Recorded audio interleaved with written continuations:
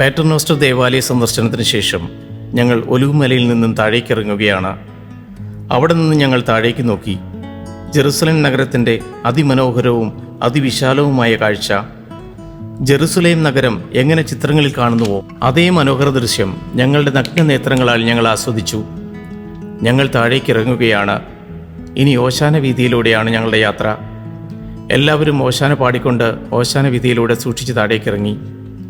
ഓശാന വീതിയുടെ ഇടതുവശം ഇസ്രായേലിലെ ഏറ്റവും വലിയ ജൂയിഷ് സിമിട്രിയാണുള്ളത്. അതിൻ്റെ താഴെയായി ഗത്സമൻ തോട്ടവും തൊട്ടു താഴെയായി കിദ്രോൻ താഴ്വരയുമുണ്ട്. ഇതേ വഴിയിലൂടെ തന്നെയാണ് ഈശോ ജെറുസലേം നഗരത്തിലേക്ക് പ്രവേശിച്ചതും ജനം ഓശാന പാടി സ്തുതിച്ചതും. താഴേക്കിറങ്ങുന്ന വഴിയിലാണ് ഡൊമിനസ് ഫ്ലവിറ്റ് അഥവാ കണ്ണുനീർത്തുള്ളിയുടെ ദേവാലയമുള്ളത്. ഇറ്റാലിയൻ ആർക്കിടെക്ട് അന്റോണിയോ ബെല്ലൂച്ചിയാണ് കണ്ണുനീർത്തുള്ളിയുടെ ആകൃതിയിലുള്ള ഈ ദേവാലയം രൂപകൽപ്പന ചെയ്തത്.